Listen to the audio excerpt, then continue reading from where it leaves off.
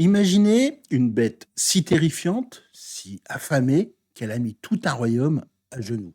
Non pas avec une armée, ni avec un siège, mais avec un appétit monstrueux et un souffle ardent qui réduisait les braves chevaliers en cendres. Maintenant, imaginez ceci, tous les plus valeureux guerriers du roi, toutes leurs armures étincelantes et leurs épées les plus acérées, totalement inutiles. Puis, de l'ombre d'un humble atelier, un homme s'avance. Ses armes, pas une épée, mais une aiguille et du fil, et un esprit plus vif que n'importe quelle lame. Comment diable lui a-t-il pu réussir là où tous ses héros avaient échoué auparavant? Vitam, dans le double cas, au cœur du folklore polonais, en plein centre de l'ancienne ville de Cracovie, se trouve la légende du dragon de Wawel.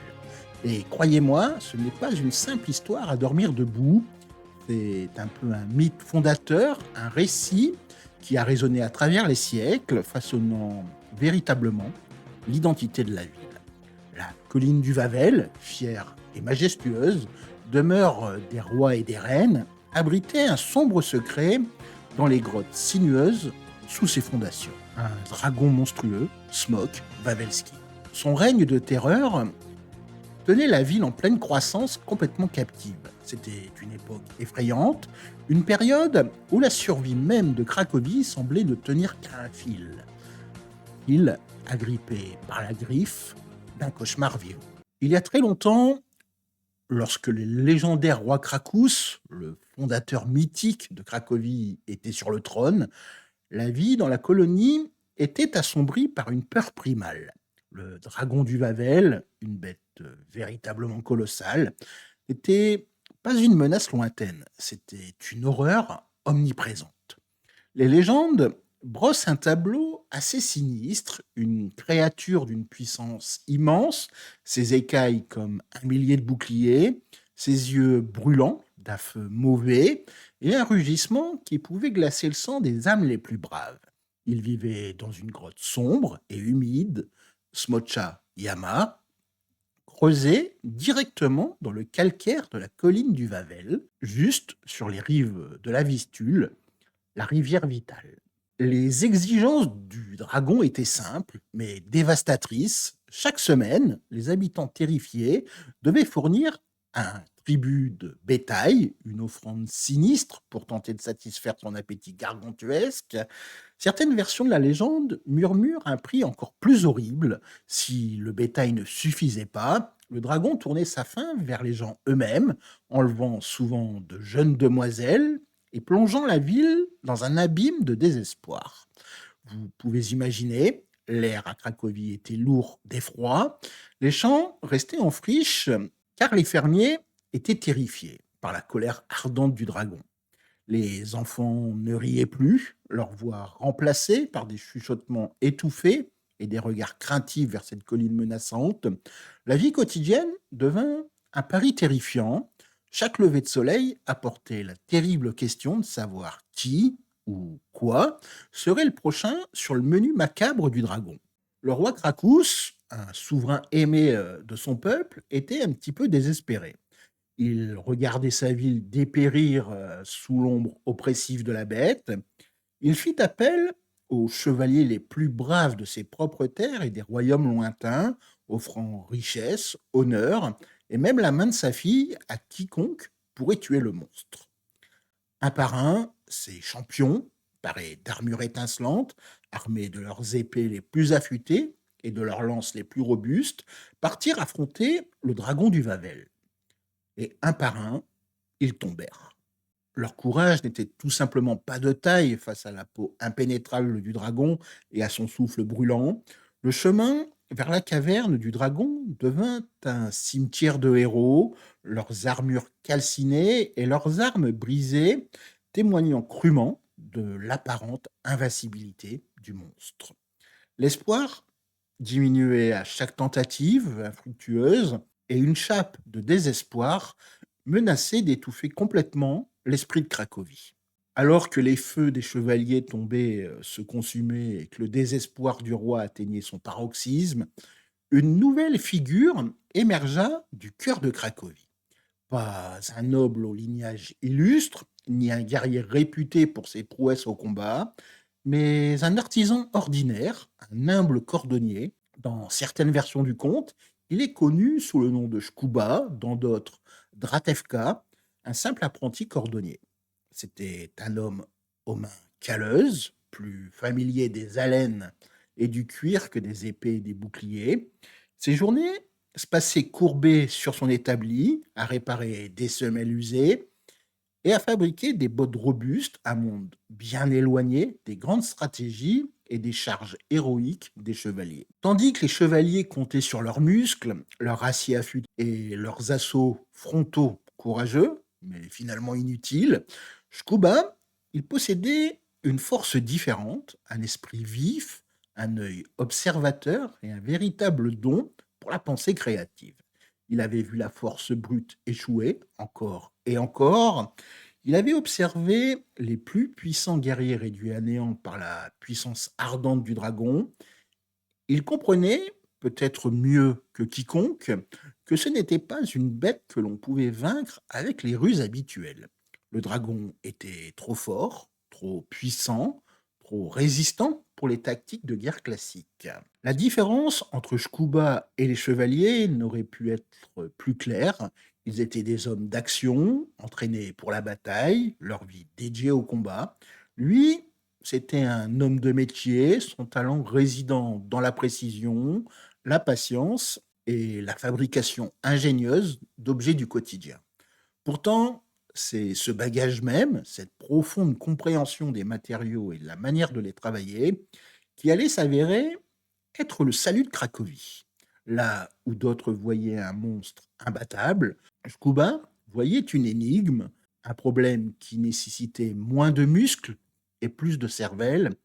Sa réflexion silencieuse était à des lieues du fracas des épées et du tumulte des batailles. Mais c'est dans ce silence que le germe d'une idée incroyable commença à grandir. Alors, comment un simple cordonnier, un homme de paix et d'artisanat, imagine-t-il un plan pour vaincre une créature qui a déconcerté les plus grands guerriers du royaume? Shkuba, ou Dratevka, comme on l'appelle aussi parfois, n'avait pas de force surhumaine ni d'armes magiques. Son pouvoir, c'était son ingéniosité, sa capacité à envisager un problème sous un angle auquel personne d'autre n'avait pensé. Il passait ses journées à travailler avec des pots, des fils et toutes sortes de matériaux, comprenant ainsi leurs propriétés, leurs forces et leurs faiblesses. Ce savoir pratique, souvent négligé par les gens haut placés, devint son plus grand atout. Peut-être observait-il le dragon à distance respectable, prenant des notes sur ses habitudes, sa faim insatiable, ses routines prévisibles. Il aurait vu son immense puissance, certes, mais aussi sa nature animale, mue par l'instinct et l'appétit. Là où les chevaliers voyaient un ennemi mythique à combattre, Shkuba, lui, voyait une créature avec des besoins et des vulnérabilités, aussi bien cachées soient-elles. La légende raconte que le dragon exigeait une offrande hebdomadaire de bétail, un détail qui a probablement accroché l'esprit astucieux de Shkuba. Le dragon était gourmand, sa faim était un trait essentiel, peut-être sa faille fatale. Le cœur du plan de Shkuba était d'une simplicité déconcertante, et pourtant incroyablement astucieux.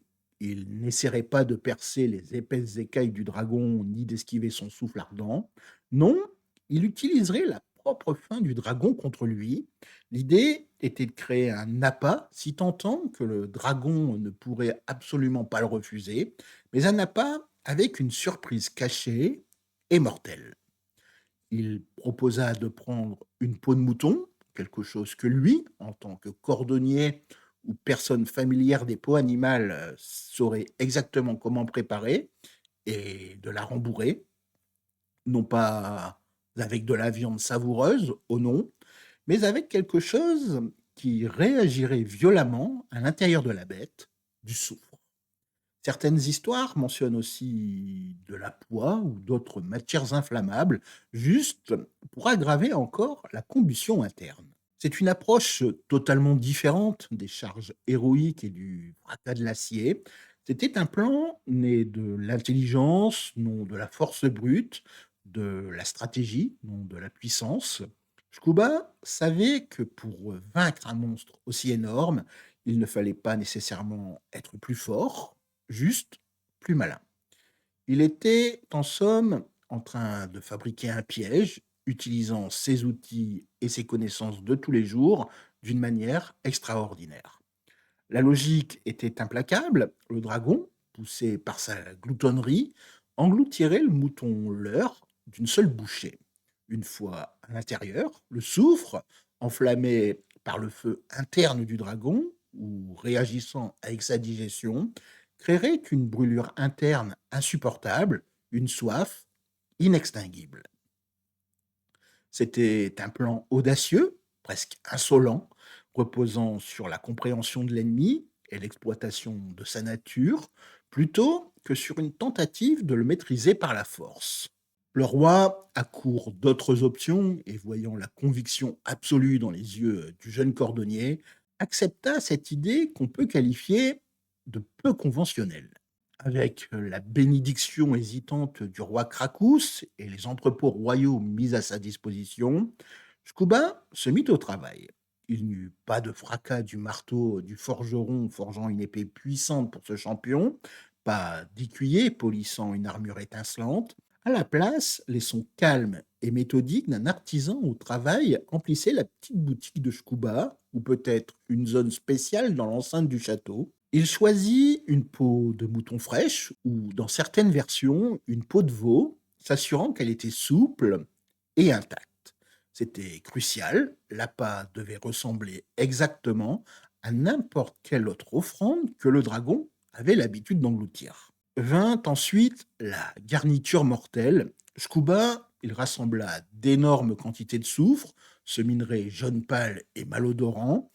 Il en empaqueta soigneusement la peau de mouton, s'assurant qu'elle soit bien remplie.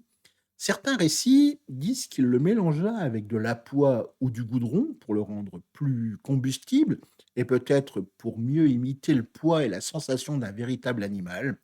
Chaque point de couture, chaque mesure de soufre faisait partie de sa stratégie calculée. Il cousit ensuite soigneusement de la peau de mouton, utilisant ses fils et aiguilles les plus solides, s'assurant que le déguisement soit parfait. Il l'a peut-être même enduite d'un peu de viande fraîche ou de sang pour rendre l'odeur plus alléchante, pour masquer toute trace de la substance nocive dissimulée à l'intérieur. Imaginez donc la scène, la cour royale, habituée aux grands préparatifs des chevaliers, observant maintenant cet humble cordonnier préparer méticuleusement son étrange arme. Il dut y avoir un sérieux scepticisme, peut-être même un peu de ridicule de la part de certains. Comment ce mouton recousu pourrait-il réussir là où les plus valeureux guerriers avaient échoué? Pourtant, Scuba continuait son travail, sa concentration absolument inébranlable, ses mains fermes. Il ne se contentait pas de rembourrer une peau de mouton, il fabriquait l'instrument même de la libération de Cracovie. La tension dans la ville devait être électrique alors que Scuba effectuait ses derniers préparatifs. Ce n'était pas une simple tentative de plus, c'était un effort désespéré, de la dernière chance, imaginé par un héros improbable. Le destin de Cracovie ne reposait pas sur la force d'une armée, mais sur la ruse d'un homme et son offrande mortelle remplie de soufre. Alors que le crépuscule approchait, l'heure où le dragon était connu pour sortir chercher son tribut, Scuba, portant le lourd bouton piégé, se dirigea vers l'ombre menaçante de la colline du Vavel et l'antre redouté du dragon. Sous le voile du crépuscule, tandis que le roi Cracus et sa cour observaient anxieusement depuis la sécurité des remparts du château du Vavel, Scuba s'approcha de l'antre du dragon. L'air était froid, lourd d'anticipation et de cette odeur persistante de peur qui s'accrochait toujours au pied de la colline. Il ne portait pas d'épée pour se protéger, ni de bouclier pour se défendre. Sa seule arme, c'était ce mouton rempli de soufre. Il plaça soigneusement l'appât dans un endroit dégagé près de l'entrée de Smolchayama, l'antre du dragon, s'assurant que la bête ne puisse pas le manquer. Puis, avec l'agilité silencieuse d'une créature des bois, Scuba se glissa à l'abri, peut-être derrière un gros rocher ou un bouquet de buissons denses, pour observer l'issue de son pari incroyablement audacieux. Alors que l'obscurité tombait sur le pays, le sol se mit à trembler. Grondement sourd s'éleva de la grotte, un son qui promettait des horreurs indicibles. Puis, avec un rugissement effroyable qui résonna à travers la vistule, le dragon du Vavel émergea. Son corps massif et écailleux se déroula des profondeurs de son antre, ses yeux, comme des charbons ardents, scrutant le lieu de nourrissage familier.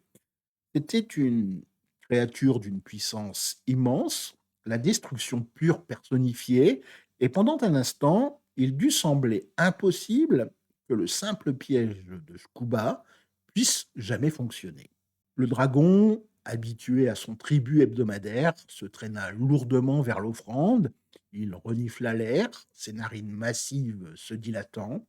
Le mouton-leurre, parfaitement préparé par Scuba, devait être suffisamment alléchant. Sans une seconde d'hésitation, la bête monstrueuse attrapa le mouton rempli de soufre dans ses mâchoires massives et, en quelques horribles goulées, le dévora tout entier. Un hoquet collectif a pu s'échapper des observateurs cachés. La première partie du plan de Scuba avait fonctionné à merveille. Le dragon avait mordu à l'hameçon. Pendant quelques instants, rien ne se passa. Le dragon regarda peut-être alentour pour en avoir plus, sa faim brièvement apaisée. Mais ensuite, quelque chose commença à changer. Gargouillement sourd commença au plus profond de la bête. Le soufre, réagissant avec la chaleur interne du dragon et ses feux digestifs, commença à couver, puis à brûler. Le dragon s'agita confortablement, puis poussa un rugissement, non pas d'agression cette fois, mais de confusion et d'agonie croissante. Une douleur intense et ardente commença à le ronger de l'intérieur, une soif brûlante, inextinguible, bien au-delà de tout ce qu'il avait jamais ressenti, s'empara de la créature. Le soufre s'enflamma dans le ventre du dragon, créant un enfer qu'aucun de ses propres feux ne pouvait combattre. Se tordant de douleur, la bête devint désespérée. La sensation de brûlure empira de plus en plus, le menant quasiment à la frénésie. Ces rugissements de douleur et de fureur ébranlèrent les fondations mêmes de la colline du Vavel. Le seul soulagement auquel il pouvait penser était l'eau, beaucoup, beaucoup d'eau. Avec ses entrailles lui donnant l'impression d'une fournaise ardente, le dragon du Vavel, autrefois la terreur de la Vistule, voyait maintenant la rivière comme son seul espoir. Il se fraya un chemin en se débattant le long de la pente de la colline, son corps énorme s'écrasant à travers les arbres et les buissons, se dirigeant droit vers les larges eaux vives de la Vistule. Les habitants, et Scuba depuis sa cachette, regardaient avec une admiration horrifiée la créature colossale plongée dans la rivière et commençait à boire. Il but et but encore, avalant des litres, des centaines de litres, essayant d'éteindre le feu qui faisait rage dans ses entrailles. L'eau fraîche, cependant, n'offrait aucun réel réconfort contre le tourment chimique du soufre. L'eau, dans ce cas, ne pouvait éteindre la brûlure implacable du soufre. Au contraire, elle a probablement aggravé la pression interne à mesure que la vapeur et les gaz s'accumulaient. La soif du dragon était insatiable, véritablement démoniaque. Il buvait avec un désespoir né d'une douleur inimaginable, son ventre gonflant visiblement alors qu'il consommait de plus en plus les eaux de la Vistule. Le niveau de la rivière elle-même semblait baisser alors que la créature monstrueuse tentait d'étancher l'inépuisable. Il but jusqu'à ce qu'il ne puisse absolument plus boire, jusqu'à ce que sa peau massive soit tendue à sa limite extrême. Le plan astucieux du cordonnier atteignait son dénouement explosif. Et puis, cela arriva avec un dernier rugissement fracassant, brusquement interrompu.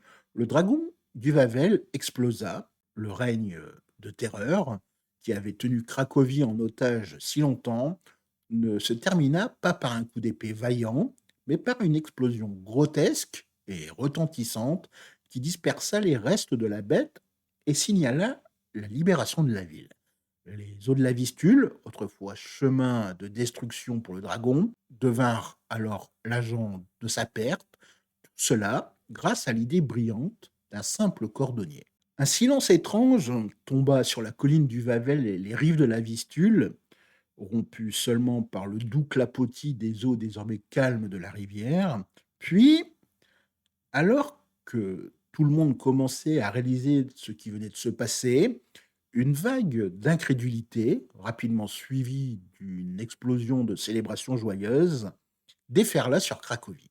Le dragon, le monstre, apparemment invincible, qui avait tenté leur vie et volé leur paix, avait disparu, vaincu non pas par une armée de chevaliers, mais par l'intelligence d'un des leurs, Shkuba, le cordonnier. Les habitants sortirent de leur maison, leur visage avec un mélange d'étonnement et de soulagement immense. Ils applaudirent, ils pleurèrent, ils s'étreignirent. Le roi Cracus, observant depuis le château, pouvait à peine en croire ses yeux. L'ombre oppressive qui avait plané sur son royaume pendant si longtemps s'était enfin levée. Shkuba, n'étant plus seulement un humble artisan, fut acclamé comme un héros. Il fut amené devant le roi Cracus, non pas comme quelqu'un implorant une faveur, mais comme le sauveur de la ville. Le roi, fidèle à sa parole dans certaines versions du conte, récompensa généreusement Shkuba, le comblant de richesses et d'honneur. Certaines légendes disent même qu'on lui offrit la main de la princesse, bien que Shkuba, étant un homme au goût simple, soit souvent dépeint retournant à sa vie tranquille, à jamais respecté par le peuple qu'il avait sauvé. Son nom était sur toutes les lèvres, son histoire devenant rapidement une légende. Il avait prouvé que l'esprit pouvait être plus puissant que la méchanceté, que la ruse pouvait gagner là où la force brute avait échoué à plusieurs reprises.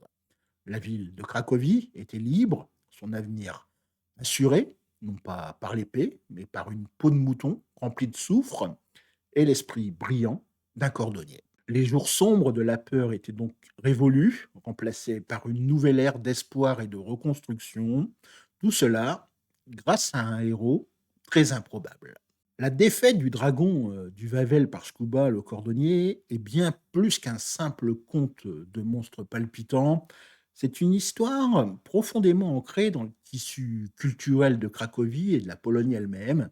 Elle a été transmise de génération en génération, évoluant des chroniques anciennes au folklore bien-aimé, portant un symbolisme vraiment profond. La légende est ainsi une histoire puissante sur l'intelligence et l'ingéniosité triomphant de la force brute et de la tyrannie.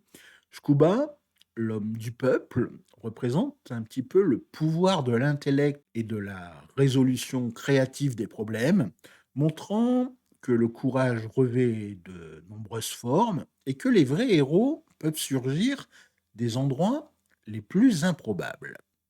Le dragon lui-même symbolise souvent le chaos, le mal, ou les défis naturels que les premières colonies devaient surmonter pour survivre et prospérer. Sa défaite signifie l'établissement de l'ordre, la résilience de l'esprit humain et la fondation d'une communauté. Le dragon du Vavel est devenu, au fil du temps, un symbole durable et bien aimé de Cracovie. On peut sentir un petit peu sa présence dans toute la ville. La grotte même où il aurait vécu, Smocha Yama, l'antre du dragon, est un lieu touristique populaire permettant aux visiteurs de parcourir l'antre légendaire sous la colline du Vavel. Au pied de la colline, près de la sortie de la grotte au bord de la Vistule, se dresse même une impressionnante sculpture métallique du dragon du Vavel, conçue par Bronisław Romet et installée en 1972. Cette statue crache même du vrai feu à intervalles réguliers, ravissant petits et grands et servant de rappel constant de la légende fondatrice de la ville. De plus, des os de grands animaux préhistoriques, autrefois considérés comme les restes réels du dragon, sont suspendus à l'entrée de la cathédrale du Wawel, ajoutant une autre couche à la présence tangible du mythe dans la ville. L'histoire est évidemment enseignée aux enfants, racontée lors des festivals et représentée sous d'innombrables formes d'art et de souvenirs, des sculptures complexes aux jouets ludiques. Le dragon figure même au Festival du film de Cracovie annuel, où un prix en forme de dragon est remis. C'est certainement un clin d'œil sympathique au résident mythique le plus célèbre de la ville. La légende de Shkuba et du dragon de Wawel continue d'inspirer, rappelant aux Polonais leur héritage, les origines mythiques de leur ville et la vérité intemporelle que l'intelligence et le courage peuvent vaincre même les monstres les plus redoutables. C'est un véritable témoignage du pouvoir de la narration dans la formation de l'identité d'une ville et pour s'assurer que ces mythes fondateurs perdurent. L'histoire de Shkuba et de ce dragon de Babel, c'est un exemple fantastique de la façon dont l'intelligence peut triompher de la force brute. Et vous, quelles sont vos légendes préférées où un héros improbable sauve la situation en utilisant son intelligence? Je vous demande de partager vos réflexions dans les commentaires ci-dessous. Et si vous avez apprécié ce voyage dans le folklore polonais, n'oubliez pas d'aimer cette vidéo et de vous abonner pour plus de récits de héros légendaires et de bêtes mythiques. Ce récit de la façon dont un humble cordonnier a piégé le plus redoutable dragon de Pologne est certainement une véritable pierre angulaire du folklore de Cracovie, un fil vibrant dans la riche tapisserie de la culture polonaise. C'est une histoire qui célèbre non pas la puissance des rois ou la vaillance des chevaliers, mais plutôt l'ingéniosité de la personne ordinaire, le pouvoir d'une idée astucieuse pour changer le cours de l'histoire, ou du moins de la légende. Le triomphe de Shkuba, c'est un peu un rappel intemporel qu'aucun défi n'est trop grand, aucun monstre trop redoutable face au courage, à l'intelligence et à une peau de mouton bien placée, pleine de souffle. Le dragon du Wawel a peut-être été vaincu il y a des siècles, mais son histoire et celle du cordonnier astucieux qui l'a terrassé continue d'enflammer l'imagination de tous ceux qui l'entendent, un symbole durable de l'esprit de Cracovie et du pouvoir persistant d'un conte bien raconté. J'espère donc que vous aurez aimé cette histoire. Je vous remercie de l'avoir suivi. En attendant, je vous souhaite de passer une très bonne journée. Miegonia, à demain, do jutra, à très bientôt, do zobaczenia.